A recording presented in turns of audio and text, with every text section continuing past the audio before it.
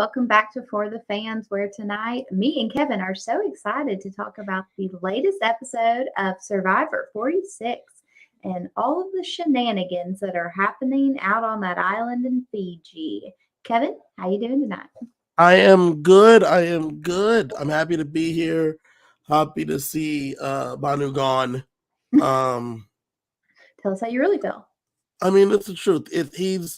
His loathing was weird for 3 straight episodes. So now I'm happy because we're gonna be able to really get into the game. Yeah, and so we were talking before we came on, like this season for me is kind of a drag, but hopefully like this could be the turning point and maybe it's going to improve greatly from here. Well, it's rough because I feel like each tribe, I mean, just like in every season, because this is the truth about every season. Every season has a couple players that are not great on each tribe, a player or two that are not great on each tribe. Unfortunately, this season, we have 2 players that weren't great, one that was bad, but not. We had 2 that were bad, one that was not great. I think Jelinski was just not great. I think Jess and Banu were bad. And unfortunately, we've only gotten that tribe. But each tribe has has 1 or 2. I would be happy to see Ben gone. I would be happy to see Liz gone myself. That's the 1 or 2 from each tribe, But unfortunately, we spend so much time with the Yanu tribe. We spend so much time with the Yanu tribe, Kylie. I remember they're called the Yanu tribe. That's a miracle in and of itself because you aren't great remembering tribe names. You aren't even great at remembering castaway names. So it takes me like 6 weeks to remember the characters' names, the castaways, let alone remembering the names of the tribe. I have no idea what the other 2 tribes are called. All right. Okay. So Dawn in the chat says, I've actually enjoyed this season thus far overall. There's some people that are but it's still early. I personally was ready for Banu to go this episode. And I think me and Don are on the same page, and I think we are here as well. I'm enjoying the season. It's not even in any Survivor's good Survivor type way. I think that there are some fun things going on. I'm really enjoying watching Jim's tribe and Tevin and Soda's tribe. I'm enjoying watching them.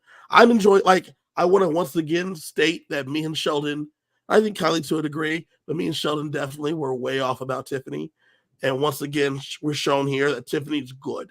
Tiffany's smart. She's a good person in challenges. She's great. We were way off on our read on her. Yeah, we got her way wrong. Yeah. And so, unfortunately, we've had so much with this tribe that I think for you even, that's really outweighing all the good that we have going on. Because there's a lot of good that's fun. And and I think also for me, it goes a little bit deeper than that. And it's that we've seen this story before. We saw it with last season with the Lulu tribe. We saw it the season before with the Tika tribe. It feels like it's the same story. You get that one tribe that loses that first challenge, and then they're just a train wreck. And I think that, if it goes back to the formatting of Survivor, and, we're not going to get into the brass tacks of all the things that are good and or bad about the new era. But, I think that they even have to look at it and be like, I think we're missing something here because, we're not even getting to see these other people like Tevin's tribe and Jim's tribe. Yeah. We're not even getting to see them really play the game. We're getting to see their camp life and their relationships, which, yes, that's plain, but, I think that if we had a 2-tribe format, that would help a lot. I don't think that's the problem. I think the problem right here, I got it. I based on what you're saying, I know what the issue is. It's not having Flint. Yeah, and that may be part of it too. I mean, you have a tribe that they literally can't get anything going. Correct. And by not having the Flint, they can't get anything going. They can't nourish themselves. They cannot. There's just a dejection. And like I said many times, But winners honestly, I win. think it's more of a mental thing. I mean, yes, the fire It's is both. just warmth, but a lot of the new era contestants have been like, you don't even need fire because we're not cooking rice. We don't have to boil water. Like, you don't need fire. But like in this episode, we watch as they win the fish and they give it back because they don't have the means to cook the fish. And so it's like that's where you need fire for. It's not just for warmth. They can't boil the water. They just have to just trust that the water is good to go. Well, it is good to go. They've not had to boil water in like a decade. They just go to the well and it's there and it's fine. Nobody's boiling their water. So they just grab the water. They Yeah. only have water. They can't cook anything. There's nothing to cook. They don't give them any food. There's animals out there. Nobody's catching animals. Hunters catch fish. Animals. They can catch fish, but they can't even like cook up the fish. But they're not catching animals because they don't have the other stuff either. All right. Let's get into our 4 highlights or our 4 biggest moments from this past episode.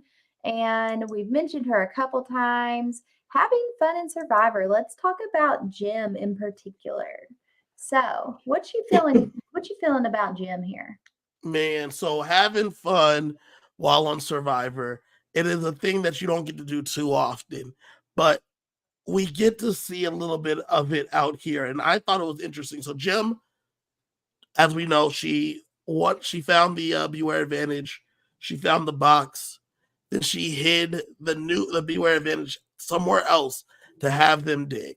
Now, it's been a long time since we've seen Kumbaya tribe as much as this one, and they do everything together, including when Maria finds Jim's Beware Advantage, and then she and everyone else start digging to figure out where is the idol. Yeah, that would be there. When they start digging, everyone helps, and they completely dig up the tree all the way to its roots. I mean, like whenever you were a kid and you're like, I wonder if I dig deep enough if I can make it to China. Yeah. Like they are halfway to China. Yeah. No, they did. They are feeling the heat from the core of the earth. Core of the earth. Because they are digging a whole ass tree up. Yep. And as they're digging, Jim's helping dig too, but she's getting a real kick out of it because she knows she has the idol. No one else knows she has the idol. But really, she's able to pin it on someone else because after they're digging for a while, Mariah? Yeah, I think it was Mariah maybe, or Charlie. I can't remember. Somebody's like, I'm pretty sure Tim has it. That somebody else has found this, and this is just a wild goose chase. They have been saying someone else for a while, but one of them pinpointed Tim, and Jim's like, "Yep, I can see Tim as being someone that has it." Further putting Tim and Ben on the outs because they think that Tim and Ben are working in cahoots against the 4 of them. Yeah. So, with that being the case, I thought it was fun because Jim is able to really paint someone else without her doing it herself. And it allows the group to be focused on somebody else while at the whole time Jim has in her pocket. I thought that was a blast. And I thought it was really, really great. And I mean, not even knowing all of the tribe dynamics, obviously, because they haven't been to tribal council, but they have to see the writing on the wall of like, okay, these two seem close. I know that, I'm speaking from the Jim point of view. I know me and Mariah are close and we feel like we've got Maria, but, like, let me just put something out there that's going to further bring her in with us. And if the time comes that we have to go to tribal council, I know Maria's going to feel good about me because look at this shade that I've thrown on Tim. Right. And it's great because with that being the case of painting it for somebody else as the culprit, it also continues to conceal Jim as the real, not just mastermind, but like the person that would have the wherewithal to go find this thing on her own Mm-hmm. and get this Well, done last week. and I love it too, because in the event, let's say, because what Tiffany did with decoding the message and getting the idol and strategizing on who they were going to vote out, that was so freaking impressive. And I don't know if that is going to be able to be duplicated. And so I like this from Jim too, because I think it gives her a little bit of a cushion of like, no one is going to know that I have lost my vote. And Right. if we end up losing a challenge and we have to go to tribal council, this is going to give me a cushion because they're going to be thinking Tim doesn't have his vote. So when only 5 votes show up, they're going to think Tim didn't vote. Well, forget that. If we do go to tribal, I'll be able to go find this thing in peace. Right. But if she cannot find it, then when only 5 votes are read, she can be like, I think you're right in that regard, but even better, while they're there, they'll be watching Tim and his shenanigans if they have to go to tribal, while I could quietly slip away and go grab this key or whatever situation. Because we got to keep our eye on Tim. We know he has an idol, maybe, because of the beware advantage.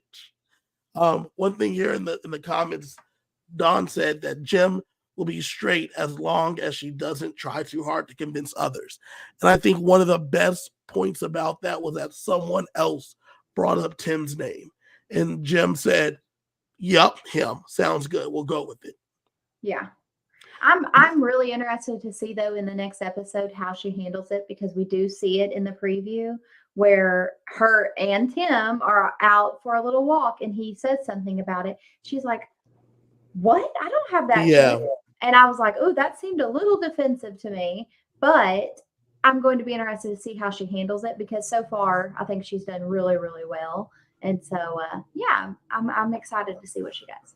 Well, with Tim being a bit on the outs, like I think that it's going to be easier to convince that it is Tim making up falsehoods, if you will, than Jim being duplicitous. Yeah. So I think that's a plus. But Jim's not the only one having fun.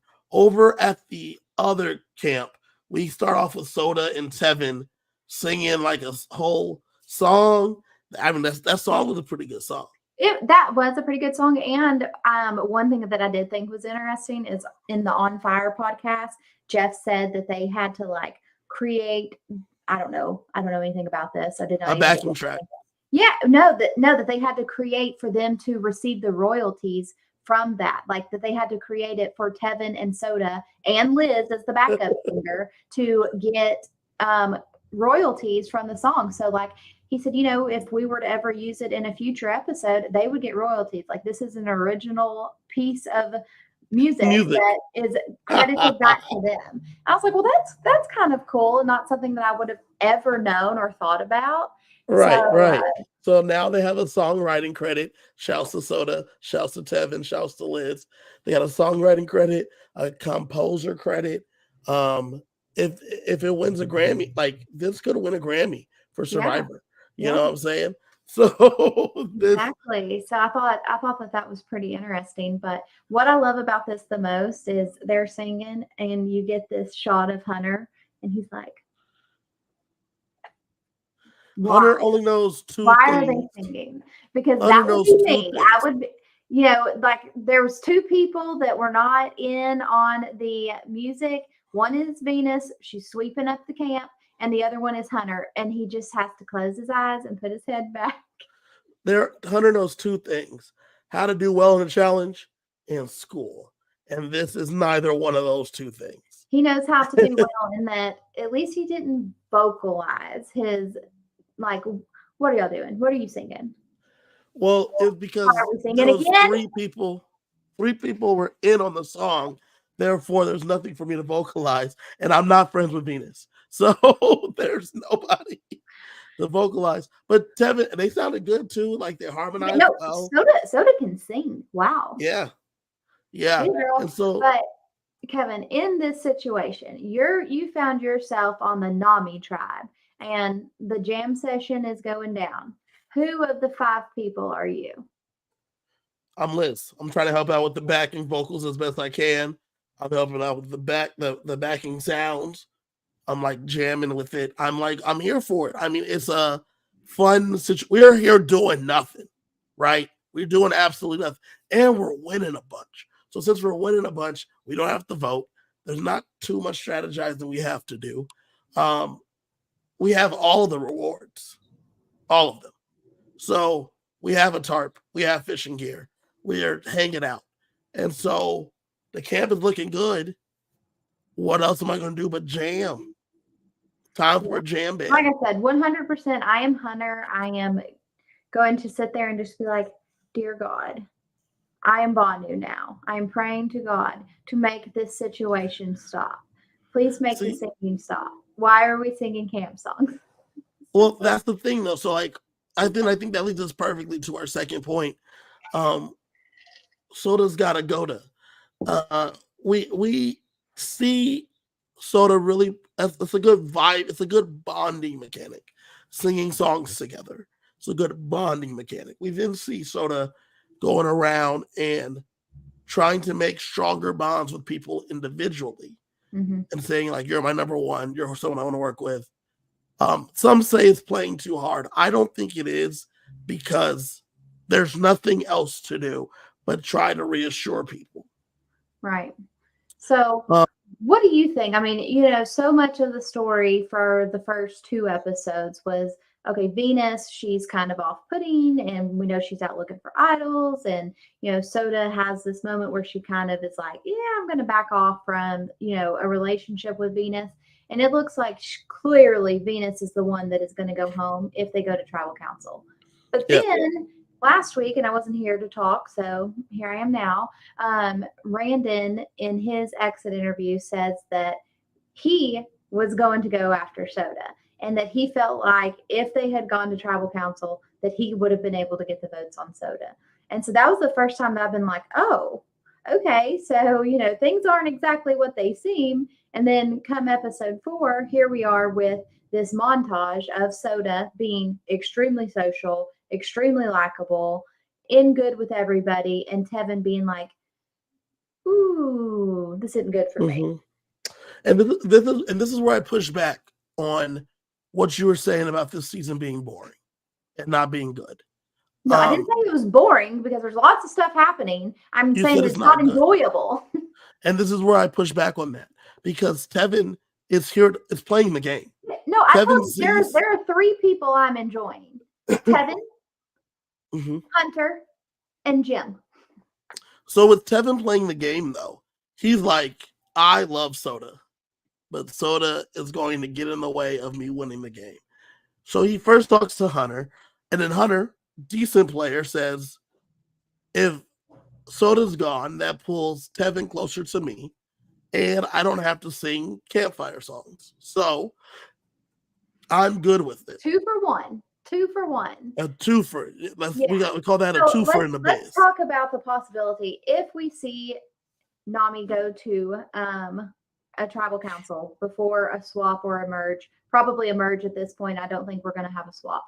Right. So I didn't think there was going to be a swap at all when they said that you'll get the clue if you go to tribal council. The moment I saw that, I thought it was doubtful there would be a swap. Yeah.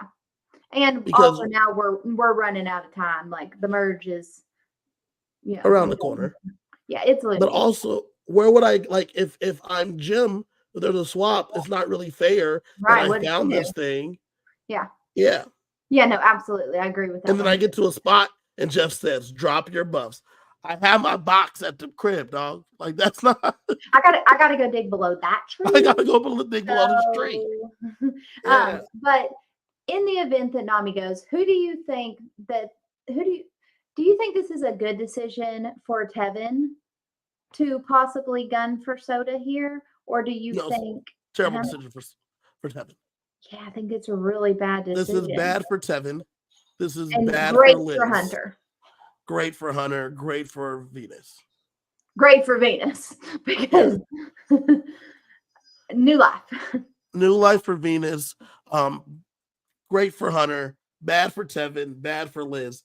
And that's another thing that's interesting about the I don't think season. it's necessarily bad for Liz because I think Liz is in that role of like, okay, there's a great possibility that if, you know, Tevin, Soda, Hunter stick together and they vote out Venus, if something happens and we lose again, I'm the one that's going. And so I feel like it almost bumps her up one because she may be less off putting than Venus. So this is where I'm at on it. If I get rid of Liz now, or if I get rid of Soda now, if I'm Liz, when we get to the merge, Soda is someone I think that can win, which is what she says to the camera. Is that and she says to Tevin, I think if Soda's in the end, she can win. Well, that's someone that you can get rid of after the merge.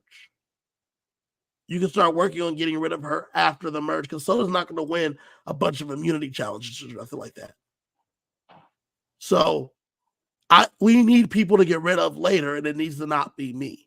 Right now, Venus is an easy answer as a collective, and Venus, to me, has GOAT energy. I mean, I think though with that, Venus is easy to get rid of. I think Venus is like a really good option for like a mergatory vote of like, hey, this girl is kind of off-putting to us, and you know, let's just we're good sacrificing her, and everybody else is like, great, not me, let's go. Venus. Well, that's what I'm saying. I think she's giving off so much GOAT energy that she's going to probably be kept.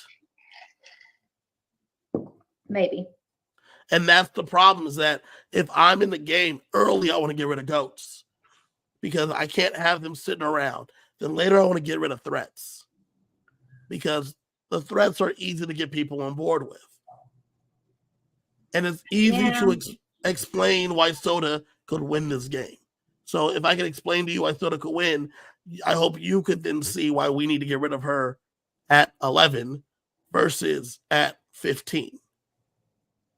Yeah, I mean, though I still stand by with Liz. Like anybody that isn't her, I think is great.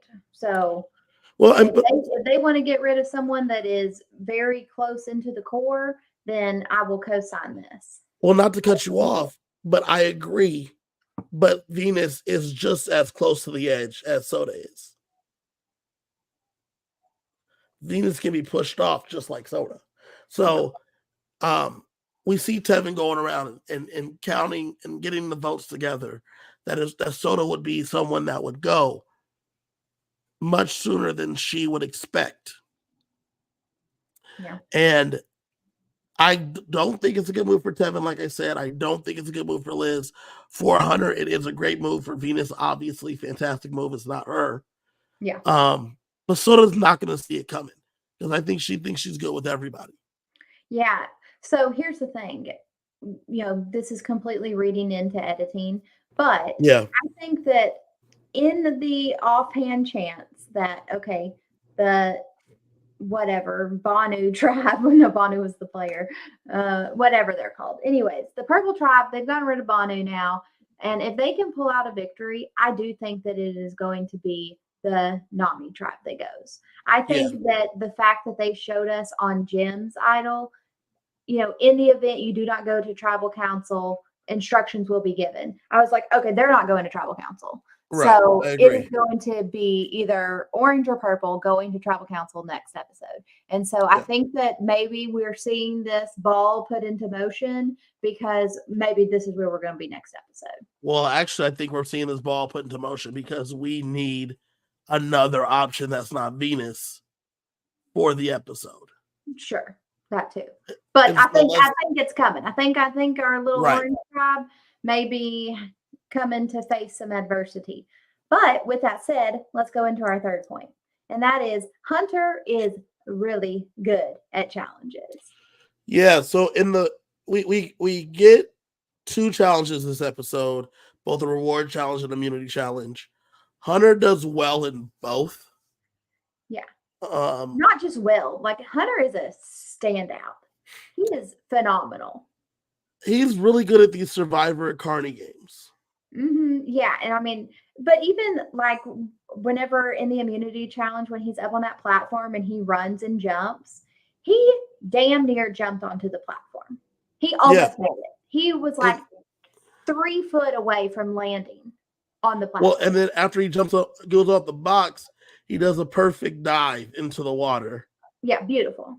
Yeah, and then he gets there, and then we see both Tim and Q shooting the ball like a basketball, and then he taps into his who was it that used to shoot underhand? Rick.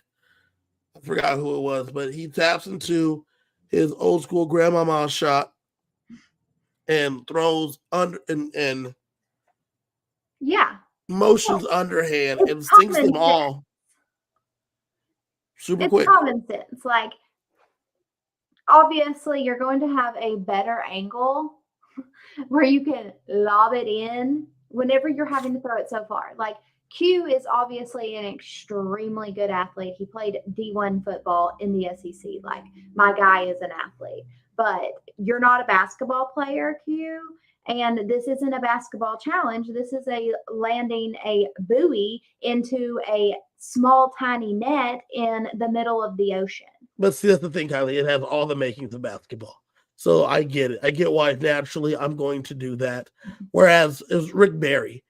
Um, we get Hunter hitting that Rick Barry underhand scoop shot with the two hands on the ball, up and under, hitting those free throws.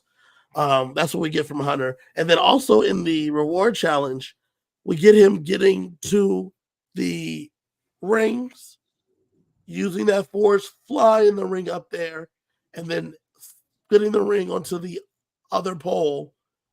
And what seems to be got 4 rings in 6 shots or something like that. Yeah, I mean, he literally didn't miss. Like, or maybe it was on the shots. I don't think he missed any shots. I think he made them 3 in a row.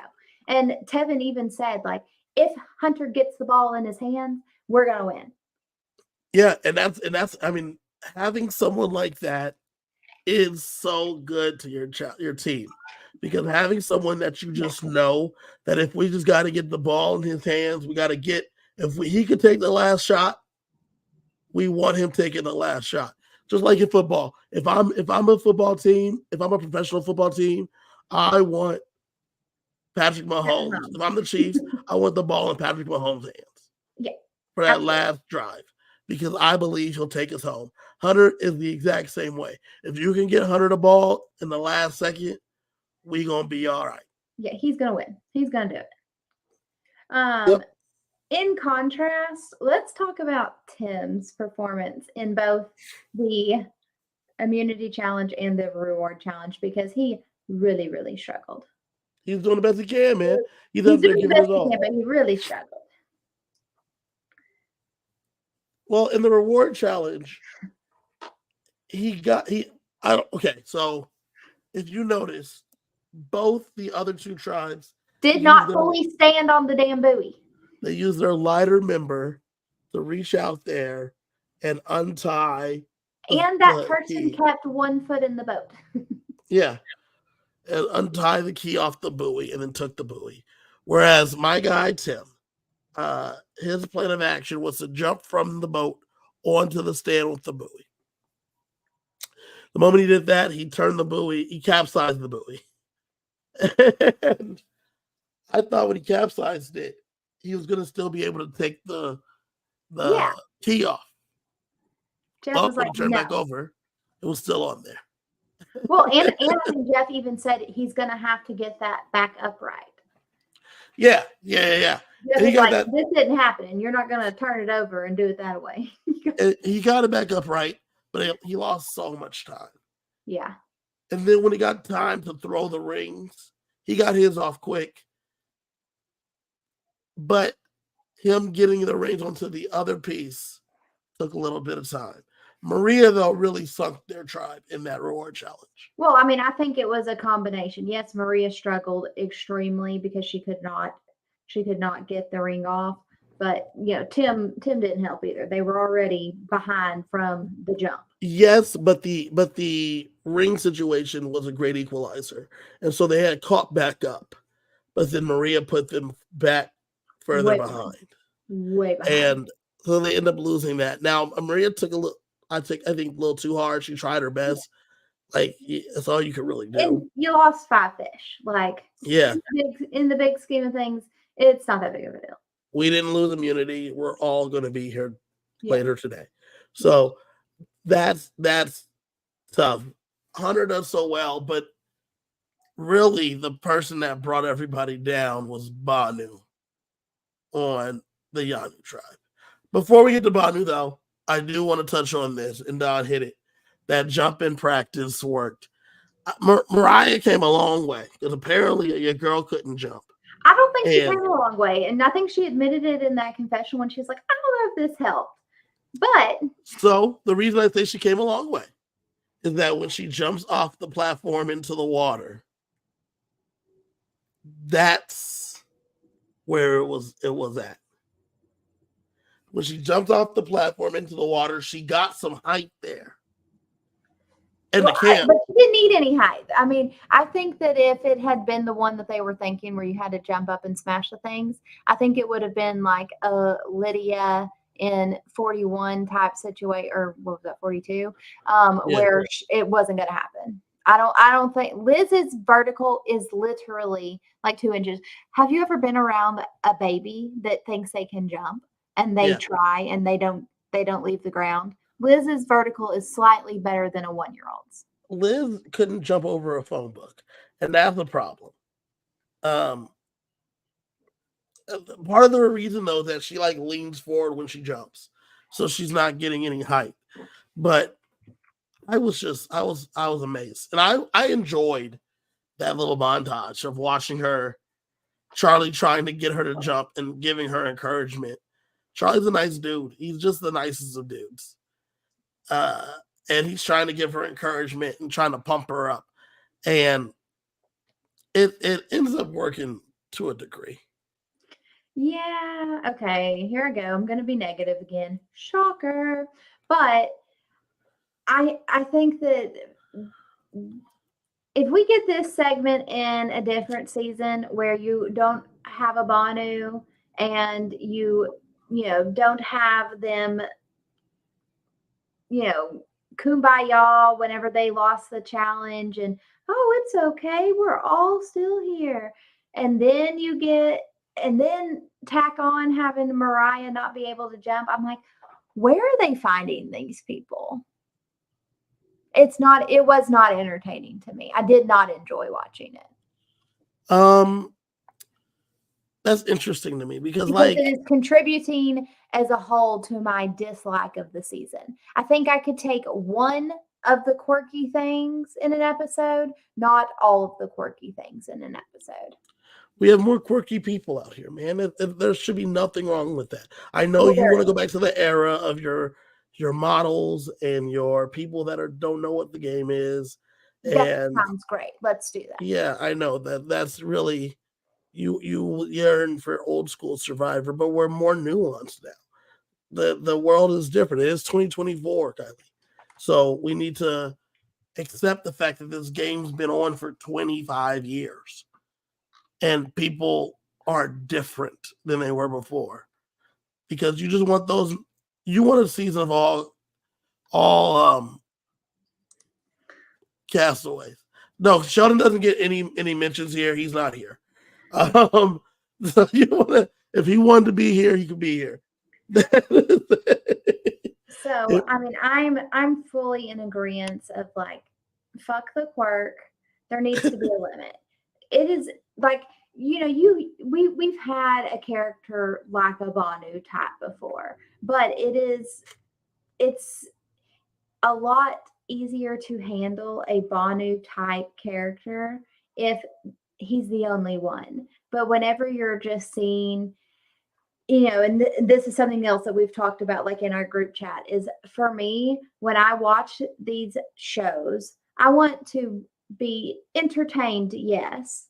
And, Banu and the Mariah jumping segment, that might be slightly entertaining, but I also want to be impressed. Like and not just in challenges, like I'm impressed with Jim hiding the Beware advantage and sitting back and watching her tribe, dig around for something that's not there. That's impressive. That's fun to watch. I want to watch people like Hunter when he flips over that barrel. I was not here to talk about that. said wow 2 seconds before Jeff did. I was like, that is the most impressive thing. I want to see impressive things from all of the people. They're not all going to be impressive in challenges, but I want to see it in all of the different aspects of Survivor. And I think that for me, that is where this is missing the most, is that there are a lot of unimpressive people in the game of Survivor because, we've all pretty well consensus shat on Liz. And, she's not a very good player. She seems a little bit annoying. Obviously, Liz is a very successful person in real life, and I'm sure she's great. But I don't want to watch Liz on my TV. I don't want to watch a Liz. I don't want to watch a Banu. I don't want to watch a Ben. Whenever you start getting that in one season, when you have that many people you don't want to watch, you're like, damn, something is off. But like, you loved Carolyn.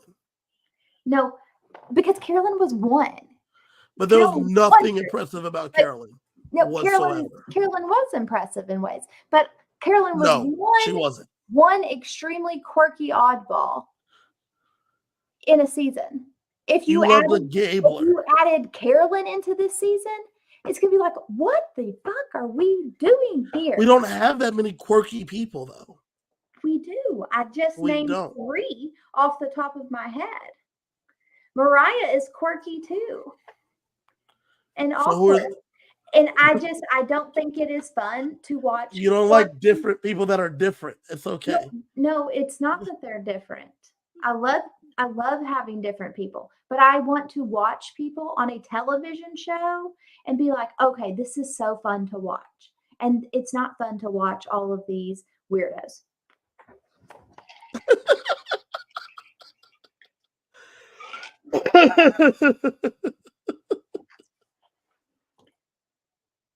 And that's how I feel. And like I said, I'm sure in real life, they are great. They're extremely successful. Most of them are so intelligent, way smarter than I am, way more successful than I will ever be. I'm not taking that away from them. I'm talking about them as basically a character on a TV show. And when I'm watching a TV show, I want to look at the 18 people on my screen and be like, wow, 16 of these people, they are really fun, compelling characters, people, whatever, that could win this game. And maybe you've got 1 or 2 outliers that are, wow, what the hell? How did this person end up on the show? Not like thousands of people have applied for this show this season, and these are the 18 best y'all can give us? You got to be kidding me. So we had a season that had Bruce, Matt Blankenship, Kane, Carolyn, Yam Yam. Carolyn, Yam Yam, Bruce were all on the same tribe. It's the same thing. But yes, for whatever... Listen, hold on. I'm going to stop you there. Yes, it is a little bit the same. And that is what I keep saying. Please, Jeff, give me a different season. I don't want to watch seasons 44 and 46 be the same. And I don't want to watch 45. But you loved 44. No, I didn't love 44. I haven't loved the new era. I have been here pushing down Carolyn for a year. Yeah, okay, you hate Carolyn. I was indifferent on Carolyn. I don't love her. I don't hate her. I don't care if I ever see Carolyn play again. Whatever. I'm indifferent. I love Jam Jam. Jam Jam. But another kooky character. No, another kooky character. Jam Jam was impressive. Jam Jam brought things to the game. Yes, he had a personality. I'm not saying I want 18 hunters. I do want diversity in personalities. I don't want 18 people like Hunter. I want people like Tevin. Tevin is fun to watch. I want to watch people like Jim. I want to watch Maria. There are some promising people here, but there is a lot of people that are not compelling to watch. And we are spending a lot of time with a lot of the people that are not compelling to watch. I think every season has. Comes back to Jeff has to mix up how he's doing things. He's got to. I think a lot of the seasons have both. They have a lot of people that are really compelling, and a lot of people that are not. You don't know what you're going to get until you get them. I don't think anyone expected Banu to be this. I guarantee you they were like, this dude is gonna bomb. I Bomb. No. This is to an extreme. Banu delivered all of the character moments that they could want. The dude had personality for days. Probably the worst Survivor player in the history of Survivor. And I think that's a stretch. I don't think we need every single person to have the possibility to win. And that's why I keep saying, if you have Banu on a season where put Banu on a David versus Goliath, and you're like, okay, this dude's kind of annoying, but damn, the rest of this cast and this season are really, really good. But David versus Goliath works because you've got a, Natalie Cole who has this big personality that's a little bit off-putting, but she's not. We don't have 18 Natalie Coles. We have one. And it's fun to watch one, but it's not fun if we throw Banu in there along with, what was the girl with the hair?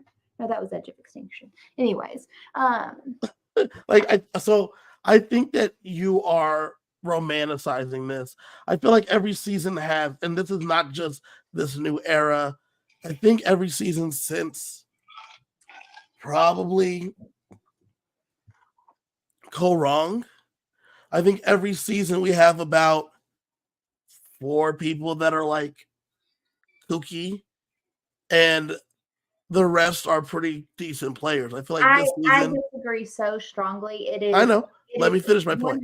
100%. I feel like this season we have something similar, but we just happen to spit. Like, I think Banu is beyond what anyone considered, because starting with that tribal where Jess was going home, because Jess is not even a kooky character, right? Tracy says here in the comments that she can name all the players from old school. This new era, I may remember 5 players. That's it. A lot of these people are so unlikable. I disagree. I just do. I disagree. There's.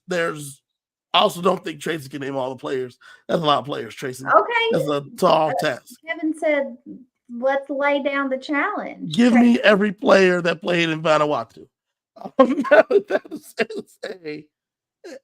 And then give me Palau, and then give me everyone's name from Guatemala. I think it's a stretch, though, to say that this casting is different. Yes, they are looking for different kind of players now, but I don't think that they're just trying to cast characters. They cast as many characters as they used to, but I think that we're getting more time spent on the characters, which may be an editing decision over so much a casting one. Because this season, I think Banu's a character. I think Mariah's a bit of a character. I think Liz is. And I don't think Jelinski was made to be a character, was picked to be a character, and I don't think neither was Jess. Kylie, your hand is raised. I would like to be called on teacher. Once again, I don't think characters are bad. Jam Jam was a character. It is when you give these people, when you give us a cast of people that are that you do not root for. They are unlikable as TV characters. I know they are real people. I know they are not characters. But I want to be able to root for the majority of the people. And they are giving us more people than ever that are not rootable. So you didn't root for Lauren, though. Okay, that's fine. I didn't root. Listen, I didn't root. The reason Lauren had fans. I think this season has a bunch of fans too. Like, right. I think it does. But I think, well, actually, I don't know anybody that likes it. I'm just being dead honest. Everyone I talk to hates this season. I have not heard one person that's like, I love 46. This is my. I want to see what happens. Let's see what happens now that Banu's gone. Banu sucked up a lot of the air. Like Tracy says here in the chat, there was no reason to have 3 episodes of the Banu show. Banu really sucked out a lot of the air of the season. I agree with that wholeheartedly. And so I want to see that now Banu's arc is done. I want to see where we go because I'm rooting for Jim. I'm rooting for Tim. I'm personally rooting for Tevin. I'm rooting for Soda. I'm rooting for Q. I'm rooting for Tiffany. I'm rooting for Kenzie to a degree. And I say to a degree because I think she was overplaying. But now that there's no one to overplay, I want to see what she can do now that that has toned down. I am rooting for Charlie. I have just named 8 people that I'm rooting for that are left in this season. I like those characters. Those characters are speaking to me. I want to see what happens with Venus because that's funny to me. Like, there's a lot left to be desired, but like Tracy said, spending collectively 7 hours on Banu is rough. Agreed. And that gets us to our 4th point. Mourning in real time. We're watching this journey of Banu for 7 hours as his game breaks down and disappears. And we watch as he is doing nothing but spiraling to a point that we don't even need to see. And he goes searching for the idol. He blames God. He blames his situation. He blames his circumstance. He blames his tribe mates. You are not good at the game, man. And that's fine. You can't come out here to win 1,000,000 hearts. That's not something to win. This was so unenjoyable to watch. When he hit his knees to beg Tiffany, that was the moment where I was like, I'm going to turn this off. But why? But hold on. The reason I'm cutting you is because why is that the moment when Tiffany says, "Get up"? I'm not doing this with you because she also feels what you're talking about. She says, "Get up." I'm not doing this. Get up. I mean, Tiffany's the real one because Yes. that is what I would do. I would not have no time for this man. And I, had another conversation with some people today about the Banu situation where I personally am not a Q fan so far. Okay. Maybe things change with Banu out, but I think he is condescending. And I personally find him off putting. So, with that said, I understand they are in a difficult situation with Banu. Me personally, I would have taken the Tiffany approach. I'm not going to fuck with this man. So he may be a great person. I may love him outside of the game, but in the game, I am not putting any of my time, any of my eggs into his basket. Where, we have Q coaching him. And yes, Banu may have been wanting that, but I personally did not enjoy it. And I don't find it very enjoyable to watch what he was doing. And I don't like Banu. And I did not like watching how he spoke to Banu and the things that he said to Banu, like, multiple times calling him a liability to his face and wanting to just strip away his whole personality. I didn't enjoy watching that. And so it makes me not really root for Q. Now, Tiffany, on the other hand, and Kenzie, Kenzie being very, very fake with Banu. She was constant, she does this thing like when she hugs people and she like puts her forehead to their faces. I'm like, please get your head off of me. Like, why are we doing this? This is so weird. But, Kenzie to me comes off very, very fake. And so I like Tiffany's approach of, I'm not doing any of this. He can just know, like, I'm not with him. And it is what it is. And so when he hits his knees in front of Tiffany and she's like, absolutely not. I'm not talking to a grown man begging on his knees. Yes, sis. Yes, agreed. But I think the hard part is that, like, when Q is coaching Banu, Banu comes to Q and asks for him to, like, coach him up. I think the plan, the same thing when Kenzie's talking to Q, after she, like, was not as receptive to Banu as he would have liked her to be. I think the goal was to like say, hey, we have a little momentum. We won the reward. Let's try to win this immunity. Let's try to get this Flint back. And well, not my apologies, Kylie. Let's try to get this Flint. Period. Like they never had it, so it's not even a Flint back. 9 days have not had Flint.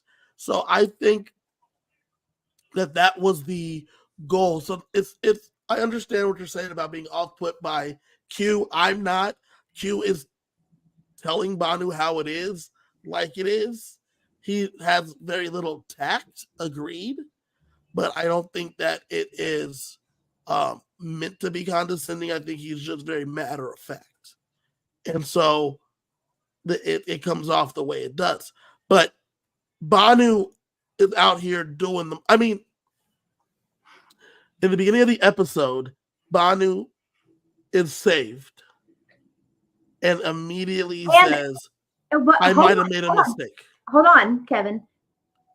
With that, they pick up and they show Jeff, walking off into the sunset, which I was like, okay, this is interesting. Like, why are they taking us back to the exact moment where Jeff has left? That is because we find out they really were going to vote Kinsey out. They were going to keep him. And Bobby was like, oop, new life. Guess what, y'all? I think I messed up. Yes. And that's because and that's why I'm like, Banu is the worst person to ever play Survivor. He really is. Because the good strategy move is to blindside Kinsey here. Banu does what we need him to do. Banu hasn't messed up 2 more challenges yet.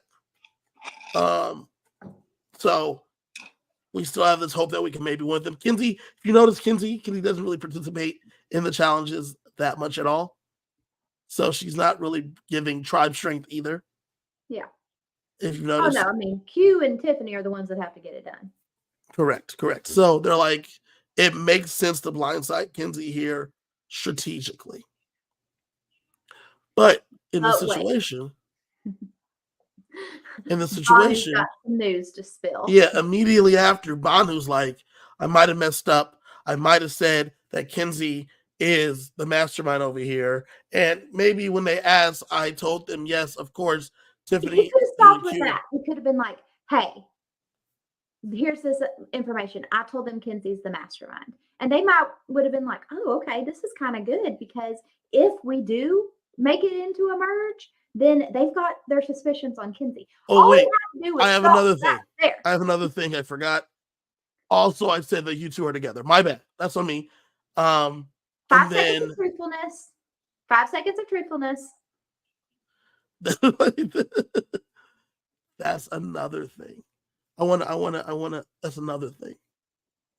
He thinks he went home because of that. I'm gonna let the silence sit. Well, no, I mean he did probably go home because of that. Because he went home because of all of it.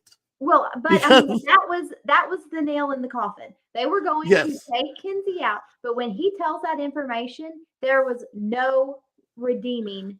But Kylie, this is where you're not hearing me. He thinks the only mistake he made. No, that's not the only. I didn't say that I thought it was his only mistake. I said that was the nail. No. I know you didn't. No, I know you didn't. No, he thinks, because he's saying, I'm going home. Why? Because of 5 seconds of truthfulness. No, you're going home because the 5 seconds of truthfulness went on top of the shit mountain you had already dug. Like, that's the point, is that you went off in tribal when Jess went home. You then go to we cannot trust what you're doing after that. You then go to the journey and spill everything. You come back, you lie about it, whatever. Lying's not a problem. You come back and lie about it. You're going to go home this night. You don't go. You tell us the thing. And then in the challenges, in the reward challenge, you are slow to get your ring off the thing. And then when it is time in the immunity The challenge, reward challenge. The reward challenge is a wash. Like they won. he, They won handily. So that's not what I'm getting at that's though. not a big deal. Whatever. You're not helping in the challenges. You then miss the box and have to go back in the immunity challenge. And then when it's time to swim out there and rebound the ball, you're going extremely slow on the rebounding. You're not helping in the challenges. You can't be trusted in the camp. You can't be helped. You keep flying off the handle emotionally. All of these things combined make a shit mountain. And then the little thing on the top is you saying, by the way, I've dined all three of you out. That's on me. That's my bad. I told the truth to them. Now I'm telling you guys the truth on what I did. Yeah. Forgiven? Did I mess up? Yeah, exactly. I might have messed. Did I mess up? Yes. Did I say something Yes. wrong? Yes. Banu, you did. And with that, we then are launched into an essentially 30 to 45 minutes of Banu getting upset that the three of them are talking without him. Yes, because they don't want you involved.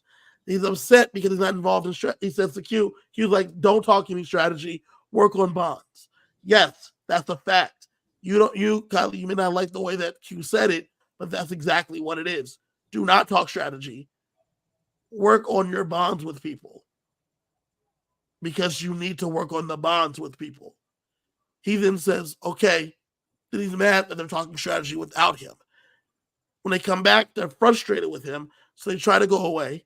He listens in. It's like, oh, okay, here they are again talking shit about me. Yes, because you're going home. You also know you don't have a vote. So you can't even enact any kind of change. You also cannot use your shot in the dark because you don't have that either. So here you are out here just doing the best you can. And I wish we saw Tiffany say to him, hey, I have the idol. So there's no need to look. Yeah. I'm going to save you the time. Yeah. The other Enjoy your last couple hours. Enjoy your last couple hours out here, man. We're voting you out. I have the idol. Those who want you gone more than I do. So just enjoy your time. It is what it is. But the only good news is we don't have to watch it anymore. Correct. Now, here in the chat, Tracy says she doesn't like that when Banu went home, they didn't vote on parchment. She said the same week we didn't have a vote. We didn't need to vote on parchment. I actually enjoyed that myself because, as Jeff said at Tribal, Banu, we're in an interesting situation here. They all are saying they're going to vote you, and you don't have a vote, so you can't play a shot in the dark. And I assume with this open conversation, you don't have an idol either. No, Jeff, I do not. Well, Banu, here's your last moments. Tell us your story. And he tells us a great story that none of us knew. I didn't realize how impoverished he was. That's a crazy, crazy background. It's so cool to hear where he came from and to where he's at. But the three of them were in consensus about what we were doing here. There's no need to go up there and write anything down. We're watching the dailies and for the Survivor producers. We're doing the confessionals. At no point have they wavered. There's no other name out there. We're not even having. We must have not even had Q and Tiffany even discuss writing Kinsey again. That must have never even been a discussion. So everything is set in stone already. There's no need to waste the time going up and coming back down and writing stuff down. There's no suspense. We're set here. I love those kind of votes. There was someone else that got voted out like that. I don't remember who. Varner? Yeah. Varner, yes. The Varner vote. No need to go and write things down. We're all in consensus here. Yeah. And I love at the end, he's like, Well, Banu, when you're ready, Yep. Banu grabs his stuff Here we and go. he You walks can to Jeff. just see yourself to the exit. Yep. I personally love that. What are your feelings on that? I mean, I'm indifferent. I mean, I guess my only thought on it is, yes, I mean, you're kind of breaking the fourth wall there of like, okay, yeah, Jeff, nobody is going to vote. There's no other name out there. But in the event that somebody is, like Kenzie might have felt like, okay, if we would have come, on the random evacuation, we could have done this then. Like Banu didn't have a vote and we were all going to do it. But what Kenzie didn't know is that she was going to be blindsided. So Right. I guess that is the only stipulation I have is like sometimes, I mean, and I know that they probably would have handled it differently, but without breaking that fourth wall, I think you follow through with the game mechanics of Survivor. You go up there, you write somebody's name down, they are voted out, and you just do that. Do you think it would have been more mean, the excruciating? 2 times where somebody has not been voted out, I think, are Brandon Hance, where they literally did it on the beach, and Jeff Varner. And those are 2 very, very different circumstances than what happened with Banu. So I think you just go up and you write his name down. I think also writing Banu's name like that would have been even more painful for him. I mean, I don't know. Personally speaking, if I play Survivor, bitches, you better write my name on that parchment. Well, I don't think you're not the emotional mess that he is, right? So I think having his name be drawn out 2 times. Yeah. I don't know. Like I said, I don't care about it too much one way or another. Yeah. So there's my opinion. Yeah, no, that's fair. I think yeah, drawing it out might have also made him continue like spiral even deeper because when he starts saying his name on the parchment, that might be even worse. But being told you're going home, everyone telling you you're going home, and Jeff's just giving you some time to shine while everyone else, and I'm sure the tribal wasn't even kind of explosive. I think it was just we're ready for this to be over. Right. We're ready for it to be over. I am glad that Banu got to share his story. And when I say ready for it to be over, I don't mean for us. I think Q, Kenzie, and Tiffany looked on their faces and said, we're ready for this to be over. Right. And we were all ready for it to be over too. Agreed. I mean, yes. It is what and it is. I think so. Banu seems like a genuinely great person. But yeah. Thank goodness next week, I hope that season 46 can take a different turn because the trajectory it is on is not great to me. But I think, I mean, this literally is a starting over point. What is going to be the story of season 46 for the rest of the episodes that we get? Because it is going to be very, very different from the first 4 episodes that we got. Agreed.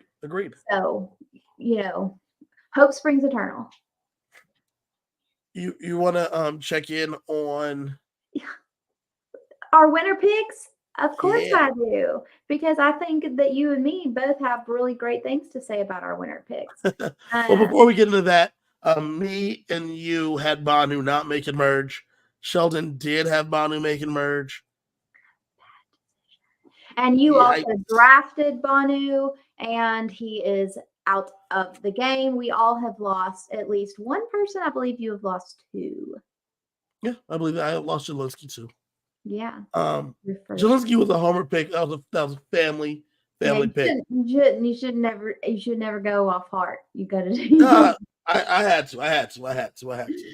And he even had a watch party that I was out of town for, so I would have gone though. Yeah, I heard. So at the watch party, Jess was there, and Randon was there. Cool. So it makes sense. Yeah, the first 3 Pondies got to spend that time together. All right, though, but talking specifically about our winner picks, mine, once again, is Hunter. I am happy with the things I'm seeing from Hunter. He's given me everything I expected of him. He's great at the challenges. He's very even keel, and he's in a great position on his tribe. I don't love the fact that Hunter has no strategy talks. Yeah, we're not seeing the strategy talks from him. That is where my concern is. I hope that once Nami gets to get into the game, whether that is at the merge or if they lose, that we get a little bit more from him. I think that Hunter, his personality is obviously outshined by these two bright stars of Soda and Tevin that are just, personality for days. And so, it's going to be hard for Hunter to pop. And I don't think his personality is one to pop. And, preseason, whenever I talked about it and I thought, okay, on paper, Hunter has everything that I need. And we have seen, a Jam Jam win and a Marianne win here in the new era. Do we pivot back and have a more normal winner? And so I'm still getting all of that from Hunter. I don't see anything negative from him. So I do. I'm happy with him. He's too good in the challenges. Well, it is what and that's tough. Yeah. Because when you're too good, he is going to be a target. He is going to have to figure out a way to navigate that come merge. So, yes, you are right there. And his number one is too savvy. But his number one is going to be a personality shield for him. So, Tevin, I don't think so. Look at this bright star over here. But everyone legitimately likes Tevin. And that's what's tough, is that Tevin's not killing it in the challenges. He does have the strategy, but you can keep that covert. And everyone I don't think Tevin's going to be able to hide it. I think he's going to be a big threat once the merge comes. But we'll see. Tevin was the other person that I was very close to considering for my winner pick. And so, I think Tevin is great. Yeah, I love Tevin. I'm really, really enjoying Tevin. Hunter's fine in the spurts that he's there, but I'm really concerned for him as a winner for you, because I don't feel like this episode boded well because it was Tevin's idea. And even if it wasn't Tevin's idea, because like you said in Randon's exit press, he said that he was going to go after Soda. So this might not be a Tevin original, but it was credited as one. Sure. And so that doesn't make me feel good for Hunter as your winner pick. Whereas I have Jim, and this episode did a lot to help the Jim cachet. Mm-hmm. She has the idol. She has the box. She does not have the idol yet. She has the beware advantage. She has the box for the idols in. She was able to hide it. She was able to be shown strategizing. She was not shown in that kooky Mariah clip, not shown as like a focal point, which I think is really good, because you do not associate the quirk with her. You just get the strategy. And then she gets a second clip later on where Mariah's telling her that she thinks it's Tim, and she's able to really play that up as they talk to Maria. And Maria thinks, I think that's a good chance that Tim has it, with the concern on Maria's face, but it has her bought into Jim and Mariah. So I think this was a good episode for Jim, because it was able to show her being able to compete in the challenges, in addition to be one of the focal points strategically on her tribe. Yeah. The only concern that I have, and it is a small one, with the hiding of the beware advantage, is if it is found out that Tim doesn't have it, or even if more talks can just come of like, hey, what if it's not Tim? Taking that extra risk of hiding the advantage, as opposed to, she could have just pocketed it and nobody would know. There would not, people would talk, they would wonder, is there an idol out here? But nobody would know. And so with the beware advantage, and it's clearly somebody has found it, because it is not in this hole that we have dug halfway to the center of the earth. Somebody, now they know somebody has it. Yeah. So that's the only thing, but I don't care, because I enjoyed it so much. So I'm not getting on her for it. I think Jim has a great chance in the game. Yeah, I agree. I like her. And then Sheldon's not here. Kinsey got rid of Banu, which was fantastic. In terms of her winner odds, not great for her to still be called the mastermind. I feel like all three of them have a very uphill battle. I do not actually. I think Tiffany has the smoothest of sailings. I think Tiffany's got the best chance, but I think all three of them have an uphill battle.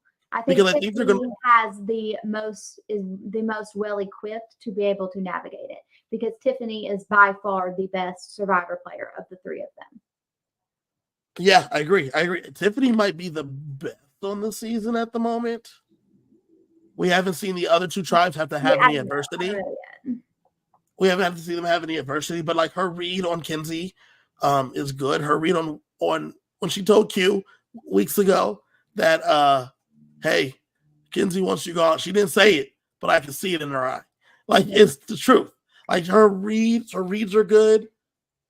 She shows that she works hard in the challenges. I think Tiffany has the best, like not even story. I think she has the best strategic chops. To be fair, though, we haven't seen the other two tribes have to do anything, so I can't say it definitively, but I'm liking Tiffany's abilities here. Yeah.